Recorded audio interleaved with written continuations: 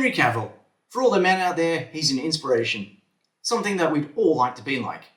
Especially the physique. And for the women, well. This is the nature of the universe. This is the Koppaverse. I'm Koppa in this universe, and in this episode, it's all about Henry.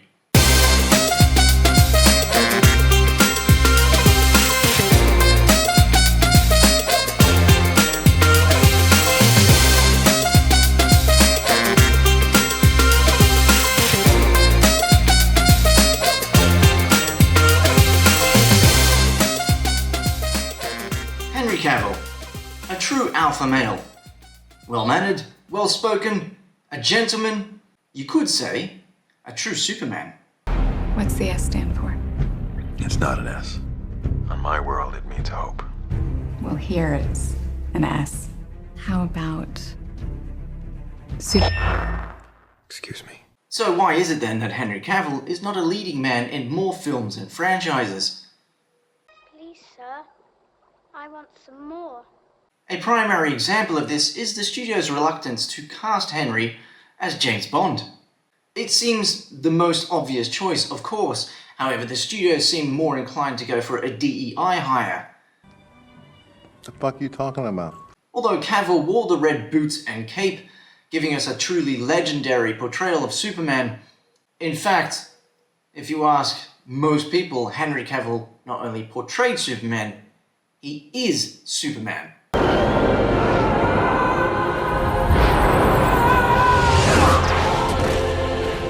You okay? Even here, however, Warner Brothers certainly dropped the ball, fumbled the entire franchise. Some could even argue that they sabotaged Zack Snyder's vision of the legendary hero. All in all, it left Cavill's Superman criminally underused. I was very keen on really fleshing out Superman's early stages of his journey first. We had Man of Steel, and then we went quite a bit darker with Batman v Superman. And if he were to succumb to the anti-life equation and become bad Superman, I really wanted to make sure that we saw the hero, Superman, and we saw the true symbol of hope, the beacon of light, before we went down the path of darkness and then redemption. And still something that I am very keen to flesh out. In fact, the cry for a direct sequel has never been more wanted.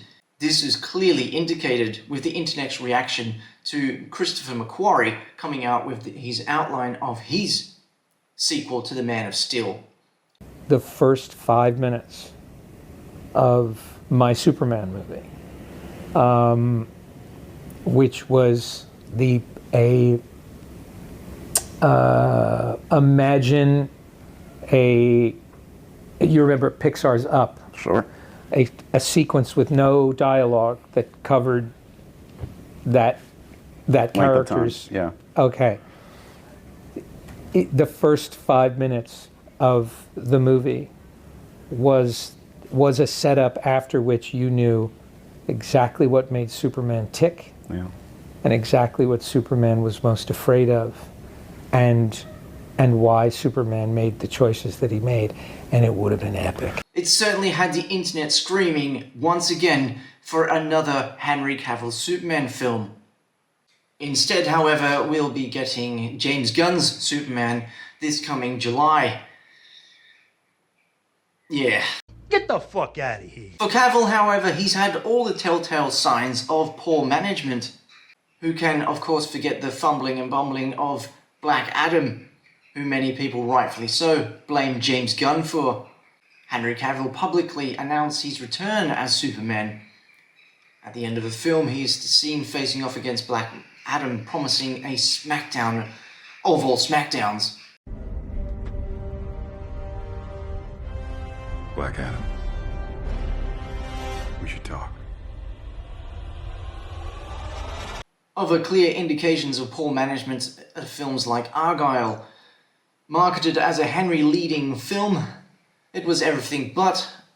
It seems to me that Cavill himself is suffering from the fact that he's a genuine good guy surrounded by satanic vipers, that being Hollywood. And Hollywood simply just doesn't know what to do with wholesome goodness for everyone in Hollywood.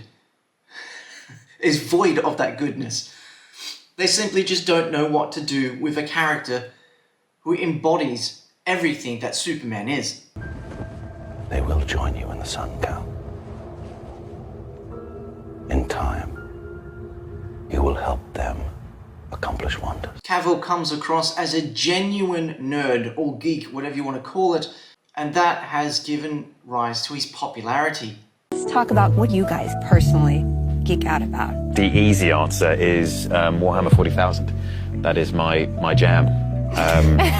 I have been into it since I was 10. What's your army at the moment? Custodes, yeah. I'm going Necrons next year. Necrons? Wait, oh. Okay, all right, cool. Were you Shall we- into- Yes. In a better climate and a more healthier functioning world, Henry Cavill would have been leading up most of the famous franchises that are coming out recently. Instead, we get people like Pedro Pascal.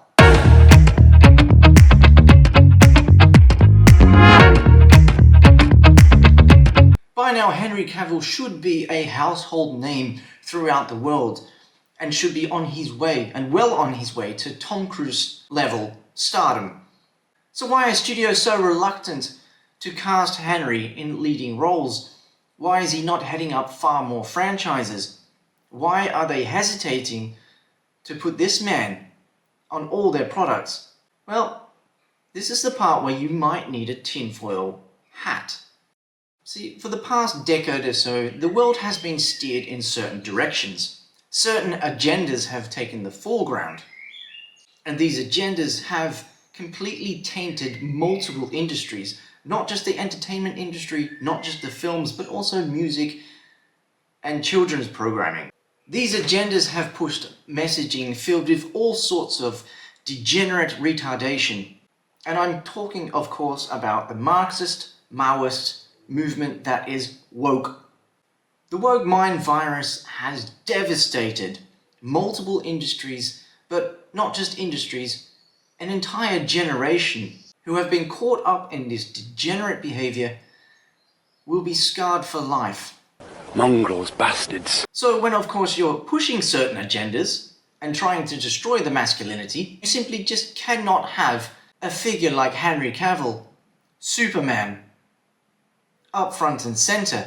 Young men, little boys, even grown adults want to be like him, want to be like Henry Cavill, want to be like Superman, even without all those great powers.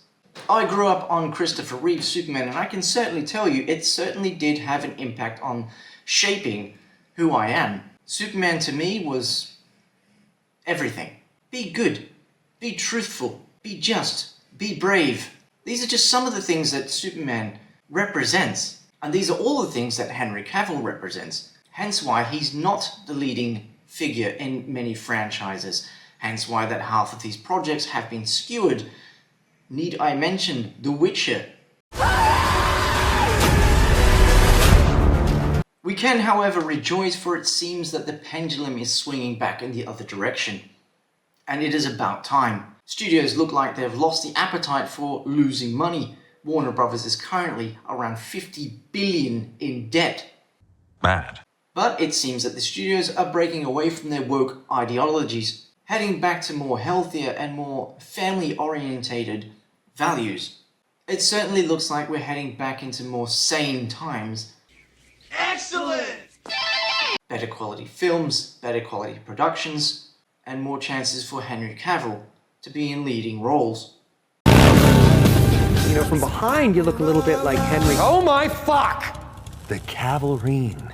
The legends are true. And may I say, sir, on behalf of all humanity, this just feels right. We will treat you so much better than those shit fucks down the street. You were just leaving. No, sir. Not while the fate of my universe is at stake. I, for one, am still hopeful that Warner Brothers will wake up and think, maybe it's time to make some actual money and finish Zack Snyder's Justice League. For Darkseid. Not impressed.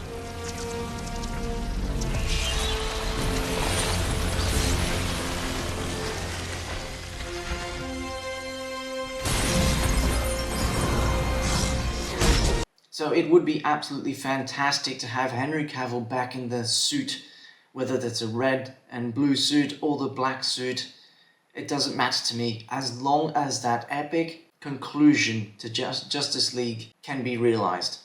Especially the promised godlike smackdown between Darkseid and Superman. Well, that's it for this episode. If you've liked what you've seen, hit the like button, subscribe, share it. Everything is greatly appreciated.